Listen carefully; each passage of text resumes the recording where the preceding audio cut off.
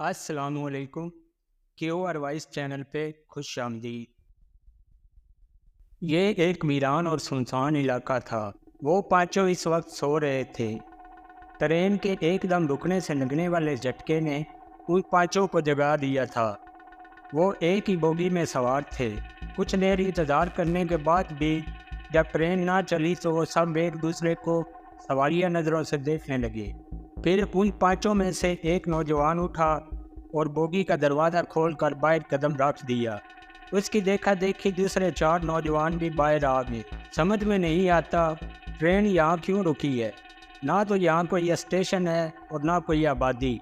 ایک پتلون کوٹ والے شخص نے پرسوچ انداز میں کہا، چلو چل کے ڈرائیور سے پوچھتے ہیں۔ ایک شلوار قمیض والے ٹھگنے شخص نے کہا تو سب بھی انجن کی طرف بڑھے، مگر انجن تو کیا پوری گاڑی میں ان کے علاوہ اور کوئی موجود نہ تھا۔ وہ تمام مسافر کدھر گئے جو ہمارے ساتھ سفر کر رہے تھے؟ تیسرے شخص نے پہلی بار منہ کھولا۔ وہ سب پریشان نظروں سے ادھر ادھر دیکھ رہے تھے۔ گھٹتے چاند کی زرد روشنی میں دور تک پھیلا ہوا میدان اور میدان کے آخر پر موجود پہاڑیاں جو دونوں اطراف میں موجود تھیں، انہوں نے ماحول کو کافی پراسرار بنا دیا تھا۔ چلو اس طرف چلتے ہیں، شاید پہاڑوں کے پیچھے کوئی آبادی نظر آ جائے۔ چوتھے آدمی نے مشورہ دیا تو سب چہمگوئیاں کرتے ہوئے پہاڑوں کی طرف بڑھنے لگے۔ ابھی وہ چند قدم ہی چلے ہوں گے کہ اچانک سفید رنگ کی طرح ان پانچوں کو اپنی لپیٹ میں لے لیا۔ پھر وہ پانچوں ٹرانس میں آئے شخص کی طرح آگے بڑھنے لگے۔ اونچے پہاڑ کی چوٹی پر ایک محل نما عمارت انہیں دور سے نظر آئی۔ ایک کچا راستہ جو پہاڑ کو کاٹ کر بنایا گیا تھا آہستہ آہستہ اونچا ہوتا اس پہاڑی محل کی طرف جا رہا تھا۔ وہ پانچوں کافی دیر چلنے کے بعد اس محل کے گیٹ پر موجود تھے۔ محل کا دروازہ کھلا اور وہ پانچوں کسی سیر زدہ شخص کی طرح اندر داخل ہو گئے۔ ان کے پیچھے محل کا گیٹ خودکار سسٹم کی طرح بند ہوتا چلا گیا۔ اندر داخل ہوتے ہی ان کو ایسا لگا جیسے ان کے کندھوں اور دماغ پر موجود بوجھ ہٹ گیا ہے۔ وہ خوف زدہ نظروں سے اپنے ارد گرد دیکھنے لگے۔ یہ ہم کہاں آ گئے؟ پتلون کوٹ والے نے اکھلاتے ہوئے کہا۔ ہاں دوستو، ابھی 1 منٹ پہلے تو ہم میدان میں کھڑے تھے اور پھر ہم پہاڑی کی طرف چلے تھے۔ پانچویں آدمی نے پہلی بار منہ کھولا۔ چہرے پر تراشی ہوئی خوبصورت داڑھی اور ماتھے پر بنے محراب کی وجہ سے وہ ان چاروں سے مختلف نظر آتا تھا۔ باقی چاروں افراد کافی خوف زدہ تھے، مگر وہ شخص مضبوط اعصاب کا لگ رہا تھا۔ مجھے یاد ہے جب ہم پہاڑیوں کی طرف بڑھے تھے تو مجھے ایسا لگا جیسے میرے کندھوں پر منووزنی بوجھ پڑ گیا ہے، اور پھر مجھے کچھ یاد نہیں رہا۔ شلوار قمیض والے ٹھگنے شخص نے خوف زدہ لہجے میں کہا۔ تمہاری گفتگو ختم ہو گئی کیا؟ اچانک انہیں ایک نسوانی مگر باروب آواز سنائی دی۔ ان پانچوں نے آواز کی سمت دیکھا تو ایک نقاب پوش عورت کو دیکھ کر حیران رہ گئے۔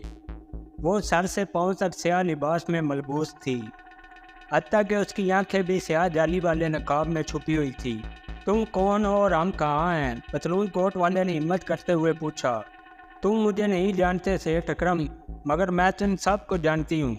تمہارا کچھ قرض میرے ذمہ تھا جو لوٹانے کے لیے میں نے تمہیں یہاں بلایا ہے، برقع پوش عورت نے اپنے مخصوص باروب لہجے میں کہا، اور کوٹ پتلون والا اس کے منہ سے اپنا نام سن کر حیرت سے منہ کھولے کھڑے کا کھڑا رہ گیا۔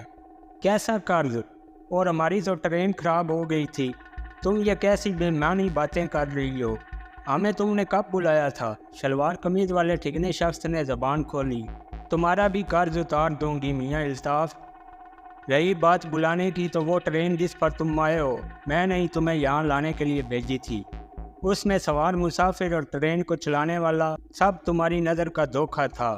وہ ٹرین خراب نہیں ہوئی، اس ٹرین نے تمہیں تمہاری حقیقی منزل پر چھوڑا ہے، اور وہ بھی میرے حکم پر، برقع پوش عورت نے تقریر کے انداز میں کہا۔ مگر آپ نے ہمیں اس طرح یہاں کیوں بلایا ہے؟ داڑھی والے شخص نے سوال کیا۔ عبدالصمد صاحب، میں نے صرف ان چاروں کو بلایا تھا۔ آپ بدقسمتی سے اس ٹرین کے اس ڈبے میں چڑھ گئے جہاں یہ چاروں موجود تھے۔ آپ سے مجھے کوئی لینا دینا نہیں۔ ہاں، ان چاروں کا ادھار میں ضرور چکاؤں گی۔ آخری جملہ عورت نے انتہائی سخت انداز میں ادا کیا۔ ان چاروں سمیت عبدالصمد بھی اس کی آواز پر خوف سے کانپ گیا۔ اب تم ہم سے کیا چاہتی ہو؟ چوتھے شخص نے جو آدھا گنجا تھا سوال کیا۔ میں تم سے تمہارے کاروبار کے بارے میں چند سوال کروں گی جن کا مجھے جواب چاہیے، مگر وہ جواب 100% سچ ہونا چاہیے۔ سیٹھ جواد صاحب، پردہ دار عورت نے گنجے کو مخاطب کیا، کیا بے وقوفی ہے؟ صرف اتنی سی بات کے لیے تم نے ہمیں اتنا پریشان کیا؟ آپ کی بات پانچویں شخص نے منہ کھولا جو کلین شیپ تھا۔ اتنی سی بات؟ یہ تمہارے لیے اتنی سی بات ہے خاور بیگ؟ تم جیسے لوگوں کی وجہ سے جانے کتنے لوگ روزانہ سسک کے مرتے ہیں، اور تم اسے اتنی سی بات کہتے ہو؟ برقع پوش خاتون کی آواز ایک دم ایسے ہو گئی جیسے کوئی بھیڑیا برا رہا ہو۔ وہ پانچوں ڈر کے مارے سکڑے جا رہے تھے۔ اچانک اس عورت نے تالی بجائی تو چار لمبے تڑنگے مضبوط جسم کے مالک حبشی جوان نہ جانے کدھر سے آئے اور آس باندھ کر اس عورت کے سامنے مؤدب کھڑے ہو گئے۔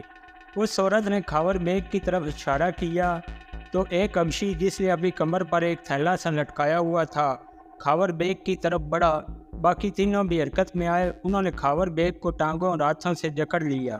چوتھے حبشی نے تھیلا کھولا اور اس میں سے انگریزی دوائیوں کے پتے باہر نکالے۔ وہ حبشی ان ٹیبلٹس اور کیپسول کو پتے سے باہر نکالنے لگا۔ جب تمام پتے خالی ہو گئے تو اس حبشی نے ایک ہاتھ سے خاور بیگ کا گلا پکڑا۔ خاور نے چیخنے کے لیے منہ کھولا تو اس حبشی نے ٹیبلٹ اور کیپسول کو دوسرے ہاتھ کی مٹھی میں بھرا اور خاور کے منہ میں ڈال کر اس کا منہ بند کر دیا۔ خاور اپنے آپ کو چھڑانے کی کوشش کر رہا تھا، مگر حبشیوں کی گرفت بہت مضبوط تھی۔ اس حبشی نے مزید گولیاں اور کیپسول پھر سے مٹھی میں بھرے اور دوسری خوراک دینا چاہتا تھا کہ خاور بیگ کے کانوں، آنکھوں اور ناک سے خون جاری ہو گیا۔ اس نے تڑپ تڑپ کر دم توڑ دیا۔ یہ تم نے کیا کیا؟ کوٹ پتلون والے سیٹھ اکرام نے اکھلاتے ہوئے پوچھا۔ اس بدبخت کا قرض اتارا ہے اور اب تمہاری باری ہے۔ برقع پوش کی آواز مزید بھیانک ہو گئی۔ نہیں، تم ایسا نہیں کر سکتی۔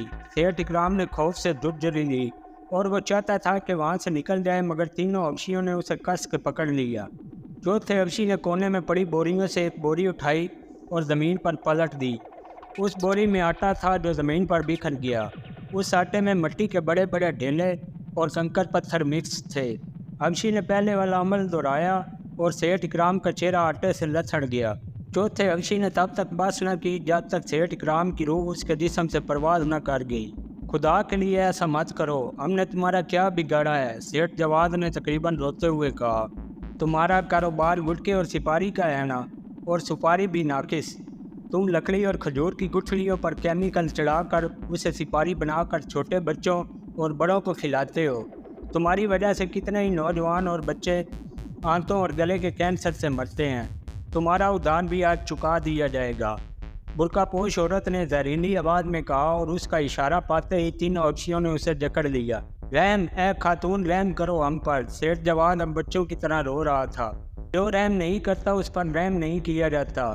برقع پوش کی آواز اور لہجہ سپاٹ ہو گیا۔ چوتھے حبشی نے بوری زمین پر پلٹنے کی بجائے فرش پر سیدھی کھڑی کی اور ایک ہاتھ بوری کے اندر ڈالا۔ جب اس نے اپنا ہاتھ باہر نکالا تو عبدالصمد اور میاں انصاف خوف سے مزید سکڑ گئے۔ اس حبشی کے ہاتھ میں مکڑیاں، کاکروچ اور جونکوں کے علاوہ ایسے ایسے کیڑے تھے جو ان دونوں نے کبھی زندگی میں نہ دیکھے تھے۔ اس نے اپنی مٹھی سیٹھ جواد کے منہ پر رکھ کر کھول دی۔ سیٹھ جواد نے منہ بند کر لیا تھا، مگر وہ کیڑے رینگتے ہوئے اس کے نتھروں اور کانوں میں گھس گئے۔ اچانک درد سے اس نے چیخنے کی کوشش کی، مگر حبشی نے دوسری بار مٹھی بھر کر کیڑے اس کے منہ میں جھونک دیے۔ چھوڑ دو اسے، میں اس کے تڑپنے کا تماشا دیکھنا چاہتی ہوں۔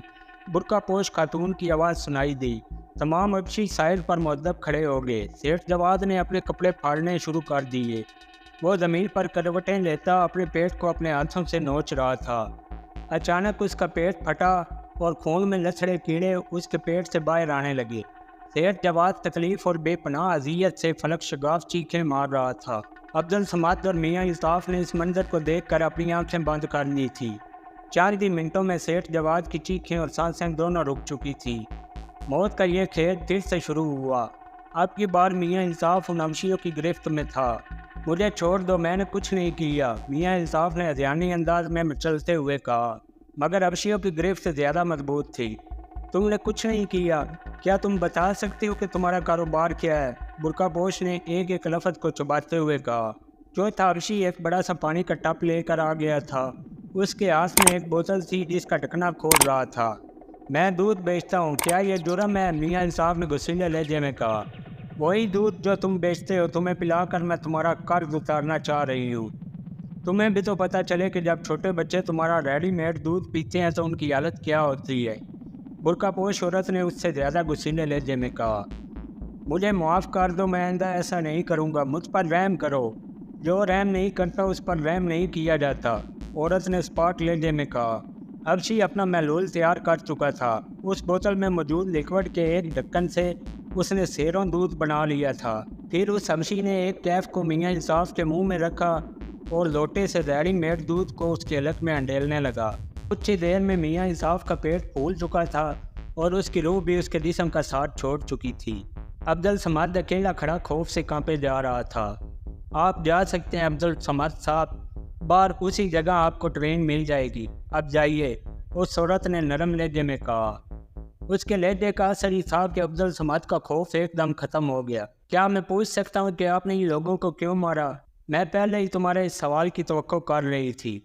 سنو، خاور بیگ نقلی دوائیوں کا کاروبار کرتا تھا، جس کی وجہ سے سینکڑوں بچے بوڑھے جوان روز مر جاتے ہیں یا بھیانک بیماریوں کا شکار ہو جاتے ہیں۔ صحت اکرام آٹے کی جگہ مٹی کنکر اور ناقص گندم استعمال کرتا تھا۔ باقیوں کا تمہیں پتہ چل ہی گیا ہوگا، مگر یہ تم نے غلط کیا، ان کو قانون سزا دیتا۔ ایسی دردناک موت تم نے انہیں دی ہے جیسے تم کو جج ہو۔ ڈرو اس دل سے، جب تمہیں موت آئے گی خدا کو کیا جواب دو گی؟ کون سا قانون؟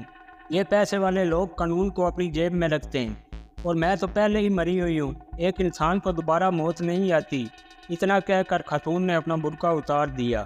عبدالصمد کی آنکھوں کے سامنے ایک ڈھانچہ کھڑا تھا، جسے دیکھ کر عبدالصمد خوف سے کانپنے لگا۔ اب جاؤ اور میرا یہ پیغام دنیا میں پہنچا دینا کہ جو کوئی بھی ملاوٹ کرے گا اس کو ایک نہ ایک دن میرے پاس آنا پڑے گا، اور وہ دن اس کی زندگی کا آخری دن ہوگا۔ میں قانون تو نہیں، مگر میں تب تک ملاوٹ کرنے والوں کو سزا دیتی رہوں گی جب تک وہ دنیا سے ختم نہیں ہو جاتے۔ میرے بچے کا کوئی قصور نہیں تھا، مگر نقلی دواؤں کی وجہ سے وہ 10 سال کی عمر میں چل بسا۔ اتنا کہہ کر ڈھانچے کی آواز بھرا گئی۔ اب چلے جاؤ یہاں سے، ڈھانچے نے کڑک کر کہا۔ عبدالصمد نے وہاں سے ایسے دوڑ لگائی جیسے 1 منٹ کی تاخیر بھی اس کے لیے موت ہو۔ اس کے گیٹ پر پہنچتے ہی گیٹ اپنے آپ کھل گیا۔ جانے وہ کب تک دوڑتا رہا۔ دوڑتے دوڑتے وہ ٹرین کے پاس پہنچ گیا۔ ٹرین پر قدم رکھتے ہی ٹرین اپنی منزل کی طرف چل پڑی۔